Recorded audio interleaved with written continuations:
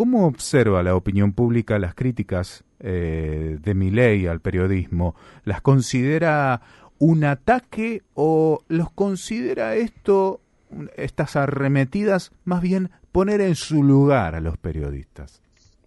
Bueno, ahí está repartido, pero me gustaría introducir primero con la idea de la percepción de que este gobierno está cada vez más autoritario, validada por el 64% de las personas que han respondido a nuestra encuesta, y tan solo un 33% estuvo en contra, ¿no?, de esta idea, que me parece que es el marco ideal para entender ciertas actitudes o ciertas normalizaciones, ¿no? Como que se le han concedido determinadas ventajas a este gobierno por la cuestión económica y ha avanzado sobre territorios de la libertad de prensa, ha cambiado, por ejemplo, de enemigo, ya no es más la casta, porque corre el peligro de atacarse a sí mismo en este momento y ha tenido que elegir otro enemigo que es el periodismo. En este caso, lo que nosotros, de alguna manera, lo que estamos detectando es que la prédica, digamos, de tanta violencia verbal, tanta estigmatización al trabajo periodístico, tiene, a ver, tres características. La primera, la de tratar de desviar la atención pública, ¿no? Como lo que pasó con Ricardo Darín y el precio de las empanadas, respecto de lo que está pasando en la economía argentina, ¿no? Prefieren discutir cualquier cosa menos la economía. ¿Dónde En las segundo compró? lugar, Sí, sí. claro. En segundo lugar, tiene mucha lógica que hay como una especie de cambio de estilo en la comunicación del gobierno, porque antes Milei trataba de ser contenido o de ser explicado y Milei trataba de acomodarse a un guión y en los últimos tiempos estamos viendo que directamente los que se están adaptando al guión de Milei son los funcionarios. Lo vimos, por ejemplo, a Toto Caputo atacándolo a Ricardo Darín, ¿no? Como algo asombroso, como si el ministro de Economía de un país como Argentina no tuviese algo más importante que hacer que dedicarle tiempo a una figura de la trayectoria de Darín. En tercero, creo que este gobierno hoy tiene una premisa de falta de tiempo que no puede mostrar resultados económicos y por eso esta vertiente autoritaria, ¿no? La hemos visto en el discurso de Davos, cuando Milei se notificó que Estados Unidos iba a imponer aranceles a la economía argentina, a la economía mundial, no solamente a la nuestra, y trató de desviar la atención con ese discurso extemporáneo, ¿no? Tan ridículo, escrito por Agustín Laje, en todos estos episodios que hemos estado viendo desde un tiempo a esta parte, lo que estamos viendo en realidad es la falta de criterio, la falta de tiempo y la falta de argumentación y de narrativa de un gobierno que se está quedando con la única idea es la de llegar con alguna chance electoral a octubre. Todo lo demás que está pasando es realmente una comedia de enredos, ¿no? Inexplicable para muchos, pero hay una prédica del presidente que ha permeado, ¿no? Porque, por ejemplo, las frases que él dice habitualmente, a los periodistas le dice mentirosos, extorsionadores o ensobrados, un 45% está de acuerdo. Y en esto me parece que también hay como una especie de una mirada crítica al rol del periodismo. ¿Nosotros qué sostenemos? Antes del antes, el periodismo era dador de reputación, ¿no? Vos tenías que atravesar al periodismo para tener existencia pública, visible y reputacional.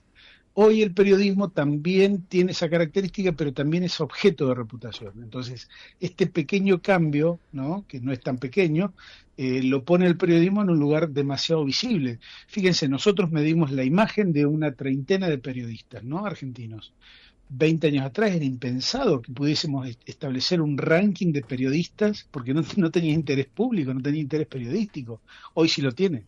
Fíjense que podemos incluso comparar la imagen de los periodistas con los políticos, o podemos incluso decir que los periodistas que están más cerca de ser voceros del gobierno de Milei son los que peor imagen tienen en la encuesta, ¿no? Gustavo, me estaba acordando, mientras te escuchaba, me estaba acordando de Cristina Kirchner, que también apuntaba a los periodistas. En su momento Néstor Kirchner también, ¿no? Digo, esta es una estrategia de los presidentes de ir contra los periodistas, sobre todo, bueno, los que no responden quizás a sus pensamientos, a sus ideologías o a su gobierno, a sus políticas. Digo, porque recordaba, lo escucho al presidente Javier Milei, pero también recuerdo en su momento a Cristina Kirchner, lo más cercano, digo, ¿no? También, digamos, apuntando contra el periodismo. Te podría agregar a Obama, te podría agregar a un montón de presidentes que han optado por la comunicación uno a uno, directa con las audiencias, prescindiendo de intermediarios como el periodismo. Claro. El tema es de larga discusión. Indudablemente que hay estilos, hay opciones. Lo que sí está claro es que el periodismo está atravesado hoy de múltiples crisis, ¿no? Ni vamos a hablar de la precarización laboral, del impacto de las nuevas tecnologías en el trabajo, la IA, bueno, lo vimos ayer en el Diario de la Nación, ¿no? Como un fragmento de IA se coló en una nota, como ni siquiera los editores pudieron verla. No hay editores y recordar, claro, no hay editores. Recordar el artículo de opinión de una periodista del diario Perfil el fin de semana pasado. Nadie lee nada, Claro. nadie lee nada. Nadie lee nada, Bueno, es increíble. Para poner en autos a los oyentes, fue un artículo de opinión en el que denunciaba que le pagaban 50.000 pesos por mes y el título de la nota era Nadie lee nada, efectivamente, porque el editor no existe en el diario Perfil. Quiero decir, hay una situación muy precaria. bueno, también ha cambiado y está en crisis el lector de noticias, ¿no? Uh-huh. Hay muy poca gente que lee más allá del título y esto lo saben muchos en la industria de las noticias. Entonces el clickbait se ha vuelto una costumbre más que una moda. Entonces, bueno, todas estas crisis atraviesan al periodismo de alguna manera y lo ponen en un lugar incómodo, del cual va a tener que resurgir porque el rol del periodismo es insustituible. Gustavo, No es como el rol de un... Sí. Antes de preguntarte, esto corre por supuesto por mi cuenta, creo natural que un presidente o un gobierno en particular se refiera a los periodistas o los nombre. No creo que los periodistas sean carmelitas descalzas. Creo que en muchas oportunidades los debates, las discusiones, las falsedades, también las verdades, surgen del periodismo. Esto no significa, por supuesto, que se los maltrate, se los persiga, se los critique. Sí, creo natural que determinados presidentes, gobiernos, se refieran, hagan referencia al periodismo en general. Reitero por segunda vez, no, por supuesto, esto justifica una persecución, Yo coincido, ni mucho menos. 100%. Pero esto era una suerte me atrevía, digamos, a opinar antes de preguntarte lo siguiente. Esto que hablábamos en el comienzo, esto de las cosas que de alguna forma, los temas que de alguna forma le sacan la atención a lo que uno piensa que sí hay que hablar, ¿verdad? Bueno, las empanadas de Darín, etcétera, etcétera, etcétera. Digo, ¿crees que eso que evidentemente quita la atención a lo que creo yo se debe poner la lupa? ¿Crees que es porque se ha perdido un poco la calidad de mensaje político, en donde ya no se habla de propuestas, de lo que puede llegar a suceder, de lo que puede llegar a pasar? De alguna forma la política se encarga de eso, ¿no? De prever, de prevenir, de ver qué es lo que va a pasar. ¿Crees que se perdió un poco la calidad discursiva política y es por eso que los espejitos de colores hoy por hoy danzan de alguna forma, de una manera mucho más importante, de la noticia sí o sí importante? Claro, comparto. Y esa es la gran responsabilidad del gobierno, que le propone a la sociedad argentina en su conjunto esta ausencia de debate y esta mala calidad de debate político, ¿no? El gobierno toma la iniciativa, es el que toma, por ejemplo, este concepto de inundar el espacio público de tantos temas al mismo tiempo que nadie puede discutir nada. O el ataque sistemático al que opina distinto, o, a ver, nosotros en la encuesta, ¿qué reflejamos? Que gran parte de los argentinos creen que esto es un ataque a la libertad de prensa. A ver, un gobierno que asumió diciendo que eran liberales, que para ellos el respeto a la opinión ajena era algo absoluto, bueno, hoy de eso nada, ¿no es cierto?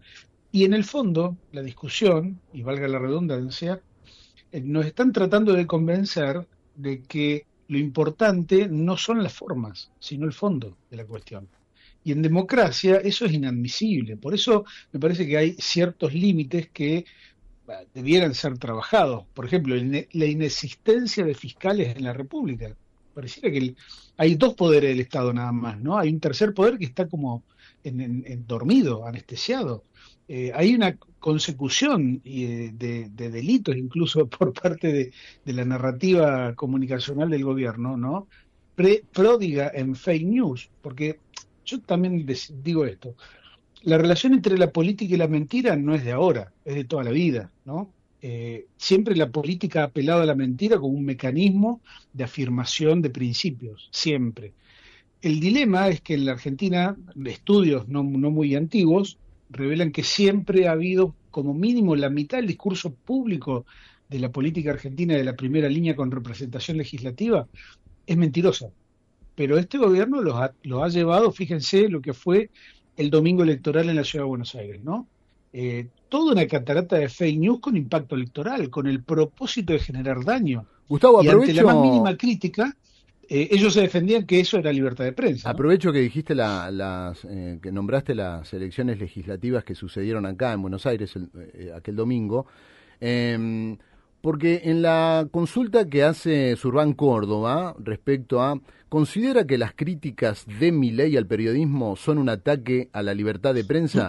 El 35,9 dijo que no, ¿verdad? Uh-huh. Y ante la pregunta, también de Surván Córdoba, por supuesto, ¿qué tan grave considera que Milei use insultos o un lenguaje agresivo contra periodistas o medios?